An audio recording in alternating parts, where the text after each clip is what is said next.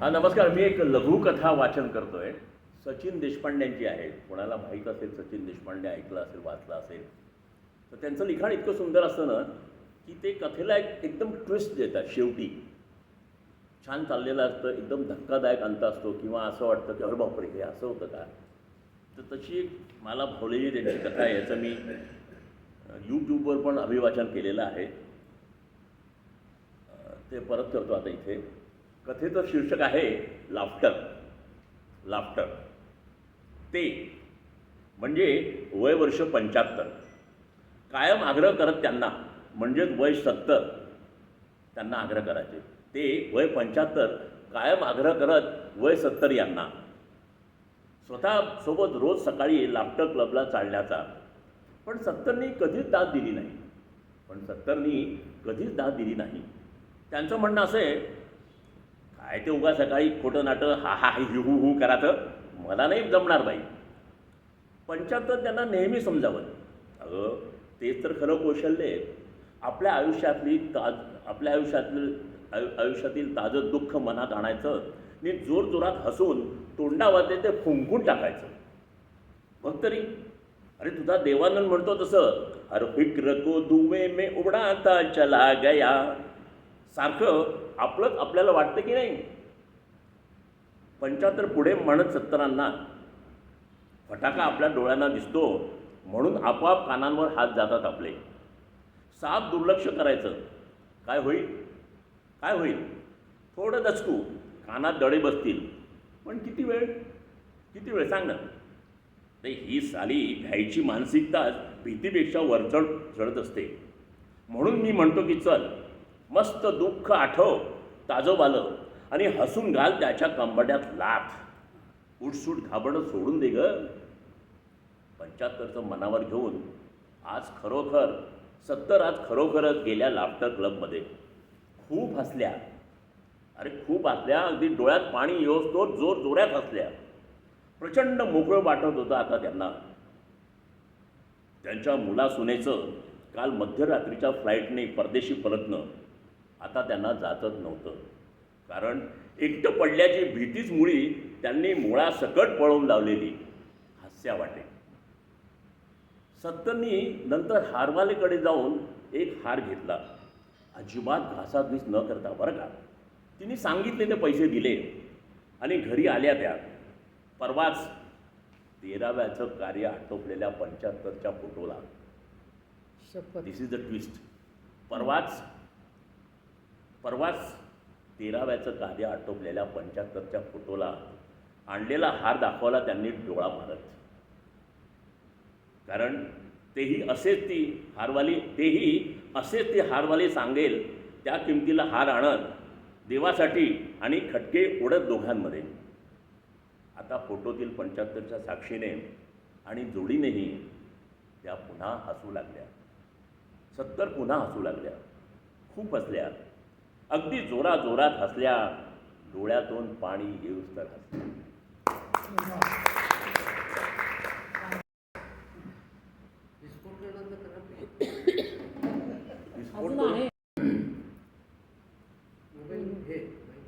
Mic पाहिजे? Mic हवाय? काही म्हणा आम्हा नवऱ्यांचा जन्मच वाईट. मीडियासारखी बायको घेते येता जाता बाईट. काही म्हणा हो, आम्हा नवऱ्यांचा जन्मच वाईट. रम्य काका, लग्नाआधी बरी वाटायची साधी आणि भोळी. एका गजरात देखील तिची फुलायची कळी. माझ्या आईला पाहुणे हिच्या गाली पडायची खळी. निवड नाही चुकली आपली वाटायचं त्यावेळी.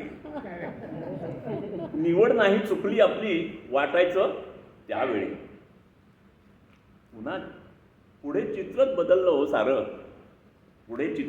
सारं. हे नव्हतं मला माहीत. आम्हा नवऱ्यांचा जन्मच बरा वाईट. सप्तपदी पुरतीच माझ्या मागे मागे चालली. सप्तपदी पुरतीच माझ्या मागे मागे चालली. नंतर कळलंच नाही माझ्या पुढे हिनी केव्हा आघाडी मारली.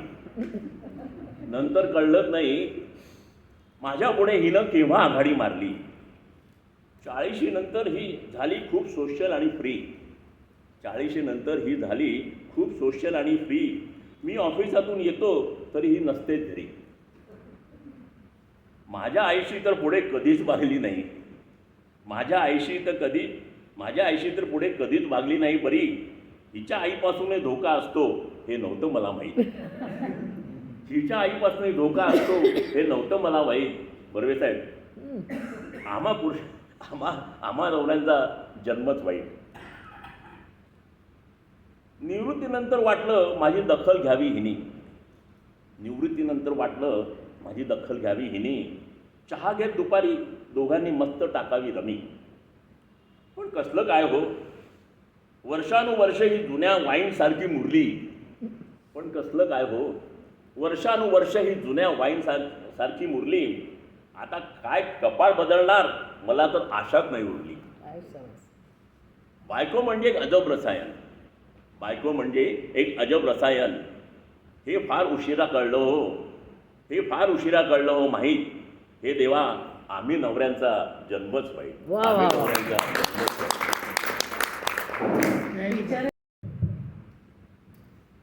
नमस्कार.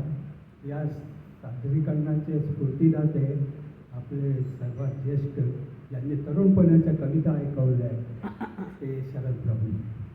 त्यांच्यामुळे मलाही माझं तरुणपण खरंच. आणि श्याम वडाळकरने जी खळी आठवली, ती खळी पण आठवली.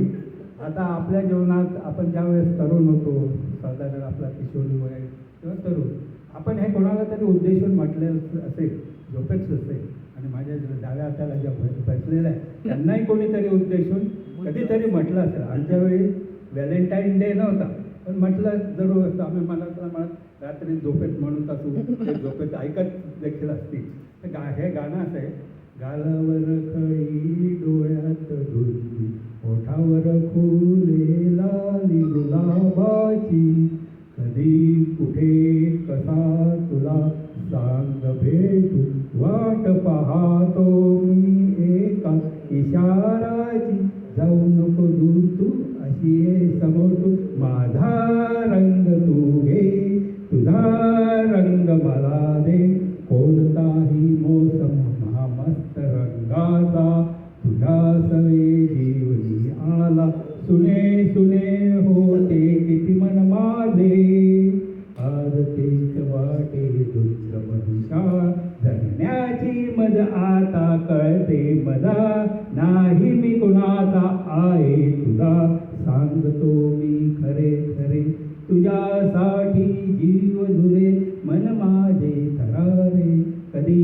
तुझ्या पुढे पुढे, कधी माझ्या मागे मागे, करतो मी इशारे, हे जाऊ नको तू अशी ये समोर तू, माझा रंग तू घे, तुझा रंग मला दे, तुझ्या पापणीच्या सावली खाली मला जिंदगी घेऊन आली, तुझ्या सावलीची धून आनंदी.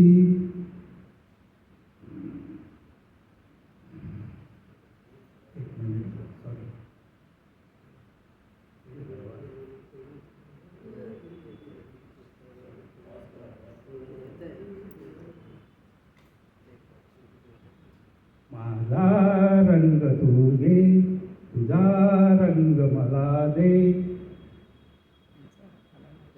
ठीक आहे, थँक्यू सगळ्यांना.